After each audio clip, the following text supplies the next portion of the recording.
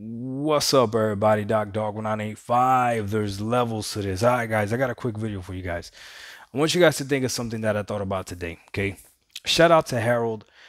I was on the Cloud Data Media podcast in the chat, whatever, and Harold pointed out, he was trying to expose me. He pointed out that even though I'm an Xbox gamer, I went ahead and I bought two PlayStation games.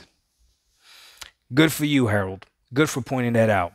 I thought we were like this, but I guess not. But anyways, here's the deal, right? You ready? This is what it got me thinking, and this makes so much sense. The PlayStation strategy is working, and it's working very well. You see, last year I spent $180 on Game Pass, and Microsoft gave me so many great gaming experiences on Game Pass for that $180 that I wouldn't even think twice about doing it again. Sony, on the other hand, got $130 out of my household for just two games. So Microsoft got $180 from me, but I can't even tell you off the top of my head how many games I played. It was just too many. How many games I played and I beat as well. You go follow me on Twitch. People know already. Okay. I play games and I beat games. Okay. Anyways, regardless, it's just ridiculous how the amount of games that I've been able to play because of Game Pass, and I have beaten and I've been satisfied as well. Okay. But PlayStation was able to get a similar amount of money. Think about it, $130 out of my household for just two games, Ratchet and Clank, Rift Apart, and Forbidden West. Now here's the difference. Ratchet and Clank Rift Apart was not worth my $70 to me. It was not. I felt extremely dissatisfied when I played that game and I realized that they were charging me $10 extra so that I could play with the features that I bought a whole new console to play with those features. I already bought the PlayStation 5. So they should already be able to run games at 4K. It should already be able to run games at 60 frames. So why are you charging me $10 extra when I already bought the console that's going to be able to do that? Ratchet and Clank Rift Apart is a good game. It is a good game. It is not worth $70. It wasn't worth $70 at launch. It's not worth $70 now. Okay? Then Forbidden West. This was an easier pill to swallow because me and my son split this one. So he paid 30, I paid 30. So we bought for $60, right? However, Forbidden West was not as good as Zero Dawn. Not in my opinion. Actually, most people that have played both will tell you Zero Dawn was better. Stop the cap. Don't say Zero Dawn was better. But now, when I look at both of these things, right, $130 for just two games that I wasn't fully satisfied, or $180, right, for a plethora of experiences that I was more than satisfied, enjoyed way more. You could go look at my hours. I have more hours in Halo itself than I do in Ratchet and Clank and Forbidden West. These are facts. These are facts. But okay. But that's not the only thing I played. That's not the only thing I played on Xbox. But then it gets deeper. You see, because I was dissatisfied with what I got on the PlayStation side, I didn't complain as much because as a gamer, I still went and I got my void filled with Microsoft.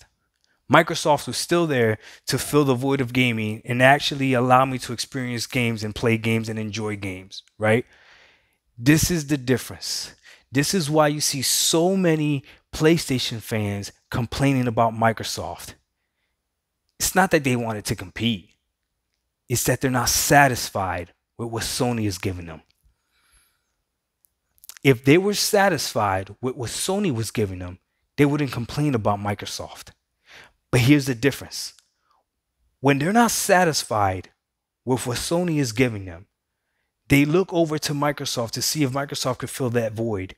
But what Microsoft has to offer is Game Pass, which is something that they've been knocking down and tearing down since the beginning. So now if they were to go that route, they would look like hypocrites, and they would prefer to just double down on their dumb narrative than to actually admit, like, hey, you know what? Maybe I was wrong. Maybe Game Pass is something that I should try and would help me game a lot more and would satisfy my need for gaming. Now think about it. I was dissatisfied with just 2 games. Imagine that PlayStation fan that bought Godfall, that PlayStation fan that bought Returnal, Demon Souls, Miles Morales, Ratchet and Clank, Forbidden West, all that money that they spent. And then they see someone like me that only spent $180 on Microsoft and is enjoying gaming way more than they are. Trust me, the Xbox gamer this generation is enjoying gaming way more than a PlayStation gamer, because the PlayStation gamer feels obligated to play those first party titles. It's no longer a choice because they've been capping for them for so long. And that's why it makes sense when you talk bad about their first party titles. That's why it hurts them so much, because that's all they got. Here's the other thing that makes sense now. And Harold, again, think you made it as clear as day. Because $130, again, 2 games is what I spent. For 2 games that I was dissatisfied with. $180, I can't even tell you how many games I played on Microsoft. And I finished, right? Again, I want to make sure I say it. I'm not just playing them, right? Because of that big difference, okay? It makes sense why when a Sony pony argues this console war stuff, they argue from the business perspective, because Sony is winning. Sony, the corporation, Sony, the brand is winning. Sony gamer is getting destroyed. The Sony gamer is losing. The Sony gamer is getting taken advantage of. So that's why they have to argue numbers. That's why they have to argue Twitch views. That's why they have to argue Steam views. That's why they have to argue sales, because Sony is winning. So I will give you that. Yes, Sony's strategy is working perfectly fine. They got $130 from my household for 2 games that I was dissatisfied with. Man, yeah, that looks like a profitable business. When Microsoft for $180 is giving me so many great experiences that I don't even know how they're doing it. But I don't care. The Xbox gamer is winning. The Sony gamer is losing. Microsoft, the gaming section might be losing. Sony, the gaming section, is winning, because they're getting all these Sony suckers to pay for these games that aren't worth it. It makes sense. If they were satisfied, they wouldn't be talking about Microsoft. Why would they talk about Microsoft? If you're happy on this side, why would you even talk about that side? You tell me. You tell me. Dark 1985.